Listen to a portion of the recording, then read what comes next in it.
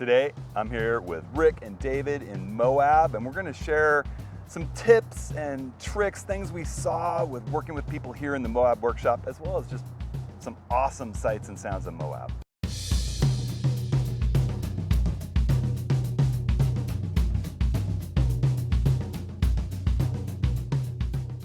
Well, hey everybody, fun stuff today. I'm joined by Rick LePage and David Archer, and we have been running, it's been just an amazing workshop here in Moab. It's been crazy. This is one of the best workshops we've done here, and we've done some amazing workshops in Moab. We have. Yeah. Fun crew of people. Really fun crew of people. And you know, along the way, we learned a few things that we just noticed people doing, or not doing, as the case might be. And we thought we'd share some simple little tricks and tips that might be able to help everyone think about their photography a little bit differently.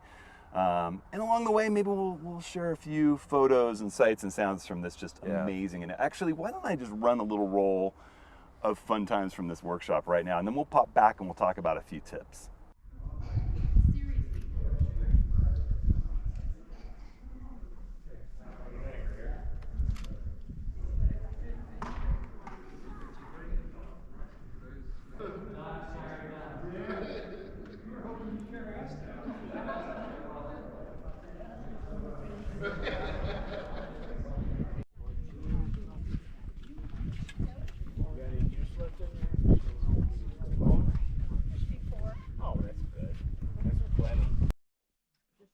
Scuba gear. I finally just gave up all my scuba gear and just, I knew I wasn't going to do it for a while. I've done it for 20 years. Yeah. And I stopped. I stopped when I turned 60. I had the best liveaboard trip in La Paz after traveling the whole world, and La Paz is only 4 hours from my house. I went to Socorro.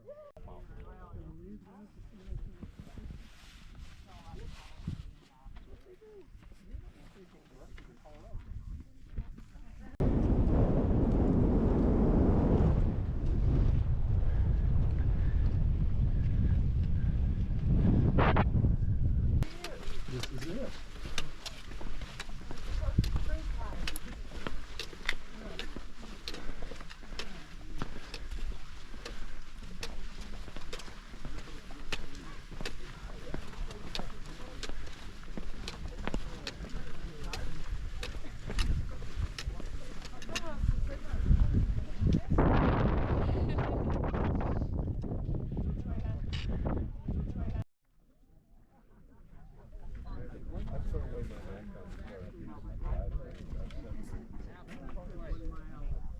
Of us?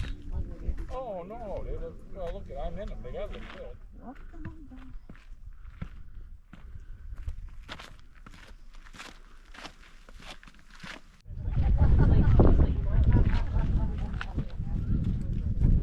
You act like you're little kids. They say fuzzy pickles.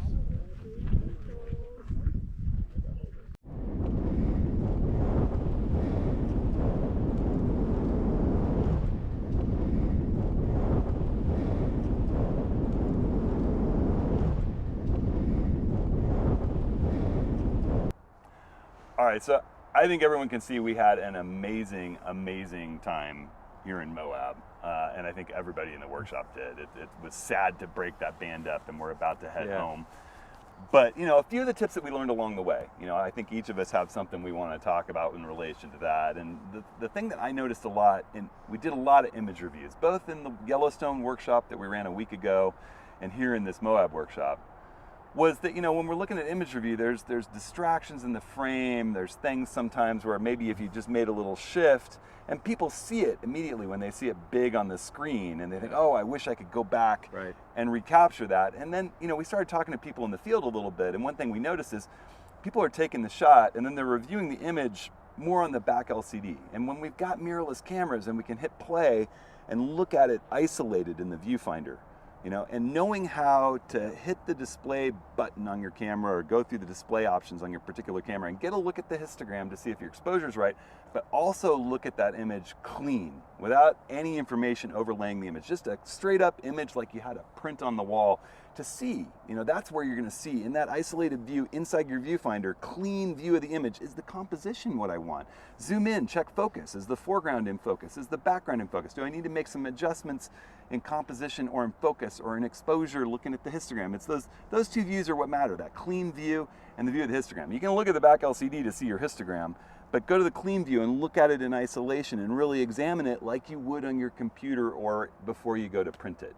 And then David, you had a little observation about. Yeah, I see a lot of people come up with the tripod, just walk up, plop the tripod down, put the camera on, start shooting. Yeah. So it's really a better idea to walk around before you even put your tripod in place. Walk around at least with your camera. A phone is a great view too. Yeah. Actually, I should throw a couple images from your phone that you were taking while you were scouting images for your big camera. David was doing some masterful work with his new iPhone. That's true. Yeah, I tell you, the camera on the new iPhone 15 Pro Max is pretty exceptional, and I did a lot of shots with it. And the Pixel 7 Pro, I forget what a great camera that both companies I think are just doing awesome work with their cameras. And Samsung too. I've seen some amazing Samsung images. But the phone is a good way to visualize a scene. Yeah. And then once you do, you need to look at your scene very carefully, and it's all about excluding things that don't need to be in the scene. Right. Mm-hmm. Right. If you're a painter, you're including things. You're starting with a blank canvas and adding things. So with photography, Right. especially landscape photography, you really should be thinking about what I should be excluding. Yeah. And so look throughout the scene, shift slightly if you need to, if there's a tree or a branch that's blocking your main subject. And then go around the outside edge of the photo, do border patrol. Yeah. In the viewfinder. In the viewfinder. In the viewfinder, Clean not on the view. back screen. Yeah. Yeah, clean view. Yeah. Yep. Yeah. And one of the things I've noticed is that you'll get people who put their tripod, they find their scene, they put their tripod down, and then they're there for the rest of the shoot. Yeah. And it's rare that, you should get that camera off the tripod and sort of walk around a bit, find another scene, turn around. That's one of the things you're going to hear the most if you ever come on a workshop with Rick and David and I is like, hey guys, look over here. If we move over here, we can get rid of the cars in the parking lot and still have the scene. Hey, oh, check that. If we get low, look, we can obscure this or. We had that the other night when we were doing the moonrise. Yeah. Behind Fisher Towers. Yeah. We were all sort of in one place, or a bunch of us were in one place, and the moon's coming up, and it's beautiful. And I took a little walk down about 20 yards. Yep. And all of a sudden I'm like, hey guys, if you walk down here, you're going to get the whole moon. Yeah. Not a little part of it, Right. Against the towers. Right. And that leads to a little discussion about noticing people with kind of misconceptions about when is appropriate to photograph a full moon. Right. A lot of people think they look at when is the full moon rising, and I'm going to go shoot that. But they don't really think about the fact that shooting the moon, when you expose for the moon, everything else is going to be black. Right. Because the moon tends to rise at its fullest after sunset. But if you go when the moon rises a half hour before sunrise or sunset, sorry.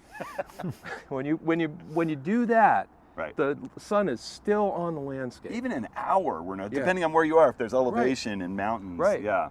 And you can use tools like photopills, sun surveyor, and I think our favorite, photographer's ephemeris. On the computer. On the computer, yeah. You can sort of get a good sense of where the moon's rising. Right. And you can get that shot while the moon is lit by the sun and the landscape is lit by the sun. Yeah. And you get that, you can work that scene. Mm-hmm. And one of the things that was interesting was that, people were, they had their exposure set, they were getting the moon great during that period of time, but this moves quick. Yeah. And all of a sudden, sunset comes and the lights off the landscape. Right. And people were still sort of exposing the way they were for that broad, that wide scene with foreground and background. Once the sun's gone, you're talking about silhouettes. Yeah. If you want to get the moon sharp and you want to see detail on the moon, you're exposing for the moon once it comes up. And it's daylight. Yeah. It's like a 200th of a second, F8, Yep. It's daylight exposure for the moon and nighttime exposure for the landscape. The minute that the light leaves the landscape, it's almost impossible. And that's the other thing that I think people sort of dealt with during the workshop, because we're doing a lot of night shoots and a lot of morning shoots. Mm-hmm. The light changes so quickly. Yeah. And I'll hear someone say, what settings are you at? Mm-hmm. Right? And the reality is you need to change your settings to adjust with the way the light is changing. That little meter on your camera. You know, activating the view where whether you're looking through your live view or you're looking at the back LCD, you see that little meter that says, you know, 0, -3, +3, and you're -6, +6, and you're moving those little marker lines. Maybe I like the look and I like the histogram. I'm getting 2/3 of a stop under the base exposure, 0 exposure. Right. And you're constantly changing your manual settings a little bit. And then as it gets dark, bumping up to the secondary base channel of your sensor. Yeah. All of our modern cameras are keyed to 2 different sort of systems of ISO. They adjust the gain differently. You know, with our Z8, Z9 Nikons, Canon or Sony's A1 and A7R4, it's 500 ISO is a second base ISO, very low noise, lower noise than 350 ISO. Your base ISO, 6450, 100, whatever it is, that's the cleanest, most wide dynamic range ISO you can possibly get. That's the base. It's amplified past that in a couple of different ways. But the minute it starts to get dark, I flip to 500 ISO with my Z9. I flip to 800 ISO with my Z6. That's the base, second base of the Z6. For Z7s, it's 400. You know, for the Sony A1 and A7R4, again, it's 500. Yeah. So knowing that, Yeah. you know, you can always email, hit us up, and then you know, we can show you where to find that information out. We talk about it in the Milky Way course too. Yes, we do. Yeah. We do. So, and give you, You know. detailed information about how to find that. So. Yeah, that's. I think that was for me was the biggest takeaway with everybody was, you know, understand that when light's changing like that, you need to be thinking about what are the elements that I need to change in my exposure triangle to get the image that I want. Yep. So. And the minute you start hitting 8, 9, 10 second exposures and you're not wanting to blur clouds and water, just you bump up, you know, bumping from 64 ISO to 500 ISO buys you a lot of time in shutter speed. And you still get a beautiful, clean image. So those kinds of things, you're constantly watching and adjusting and balancing. So that's the good tips and tricks. We had an awesome time. Yes, we did. And it doesn't feel so bad breaking this crew up because literally in just over 2 weeks, we're all going to be in the Scottish Highlands together. And we're looking forward to that. So you'll see some adventures from us in Scotland in preparation for dialing in the last details and releasing the Scotland workshop for next year. So with Charlie Johnson of the Bear Spray fame. the Bear Spray fame. Yeah. We're going to have a really good time. So look forward to that. We'll have an office hours. I'm not even sure when this one's going to air. We got a few we're kind of putting together here, but you can always sign up for group big photography get-togethers with us, Woody, Darren, the whole gang, over at hudsonhenry.com/office hours. You can click that link. Go into my site where we have all the gear that we use, recommend, and live with ourselves is at hudsonhenry.com/ATS links. You can click that link there. That stuff helps us out. And thanks everybody for being an active member of this YouTube community. You know, your input in the comments and in the emails that you send me really drives the content and makes us think about what we're doing when we're out in the field. Yep. You know, we all have so much fun at this, and I hope you're having fun too, staying safe, staying creative. Let's go home. Let's go. Yeah, it's been a long couple of weeks, hasn't it? But it's been fun. All right, guys, we'll see you next week.